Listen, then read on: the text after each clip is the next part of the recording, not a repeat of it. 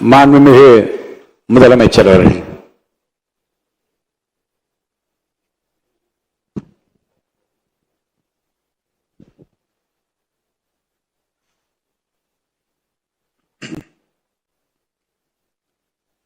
மாண்புமிகு பேரவைத் தலைவர் அவர்களே,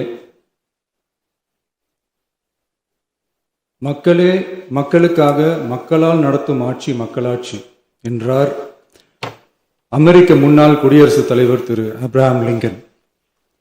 இன்றைக்கு அமைந்துள்ள மக்களாட்சி மலர்வதற்கு மக்களிடம் உள்ள பெரும் எதிர்பார்ப்பு, அவர்களுடைய எதிர்பார்ப்புகளை இப்பேரவையின் கவனத்திற்கு கொண்டு வந்து அதனை செயல்படுத்துவதற்கான திட்டங்களை, சட்டங்களை அமல்படுத்த வேண்டிய பொறுப்பு இப்பேரவைக்கு உள்ளது. அதிகமான மக்கள் அதிக நன்மைகளை இந்த ஆட்சி காலத்தில் நன்மை பெற்றுள்ளார்கள் என்கிற வகையில் நம்முடைய செயல்பாடுகள் அமைய வேண்டும். இங்கே அனைவரும் சமம்.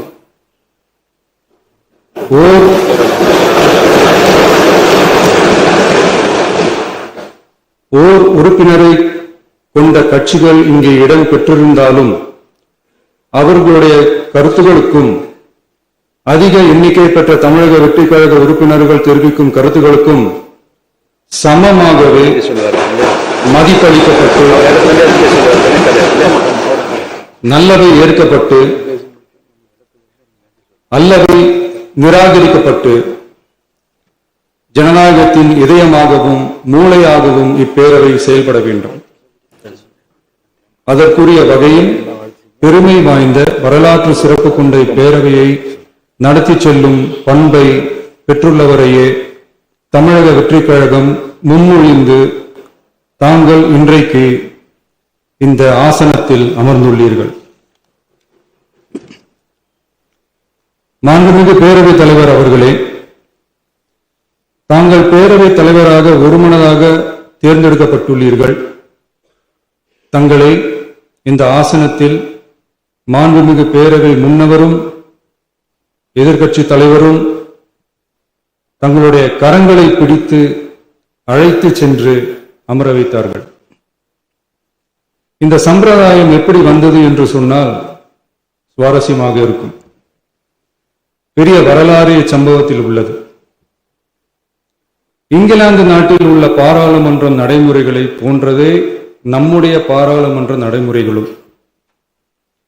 மன்னராட்சி இருந்த காலத்திலேயே அங்க பாராளுமன்றம் இயங்கியுள்ளது. அக்காலத்தில் அனைத்து அதிகாரங்களையும் பெற்ற மன்னரும் இருந்தார், பாராளுமன்றமும் இயங்கியது.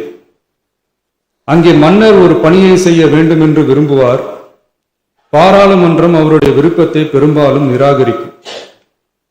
மன்னர் விரும்பிய காரியத்தை பாராளுமன்றம் நிராகரித்து விட்டது என்கிற செய்தியை மன்னருக்கு சொல்ல வேண்டியவர் பாராளுமன்ற தலைவர், ஸ்பீக்கர் என்பார்கள்.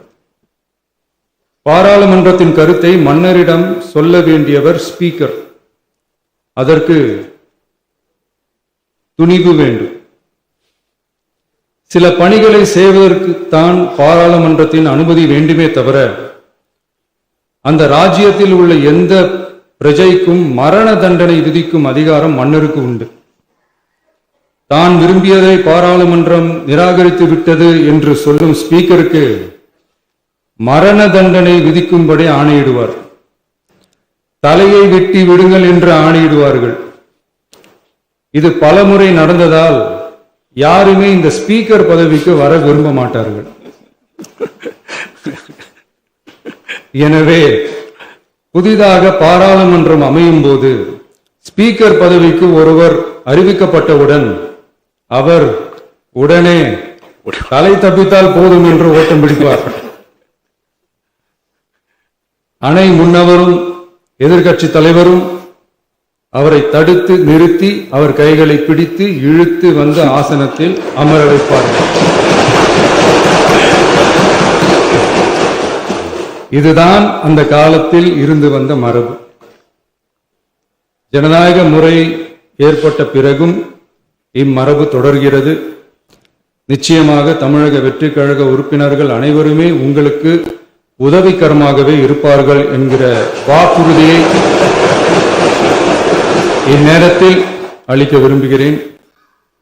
பேரவையின் மாண்பையும் கண்ணியத்தையும் பேரவை உறுப்பினர்களின் கண்ணியத்தையும் காக்க வேண்டிய பொறுப்பை உங்களிடத்தில் ஒப்படைத்திருக்கிறார்கள்.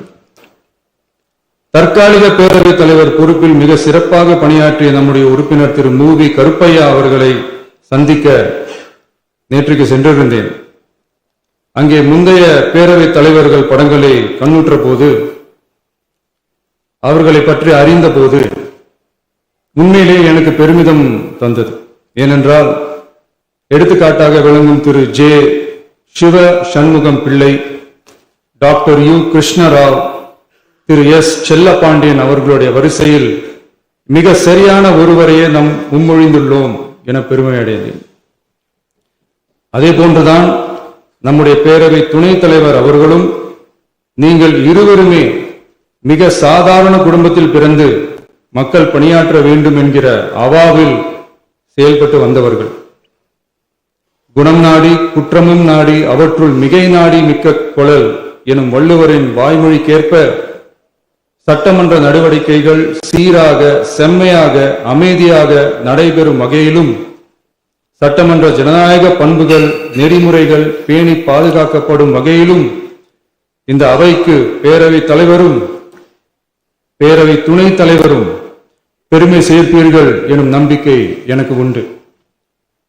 அரசியலுக்கு அப்பாற்பட்டு மனிதர்களை மதிக்கும் நல்ல பண்புகள் நிலைநாட்டப்பட வேண்டும். தமிழ் பண்பாடு போற்றப்பட வேண்டும்.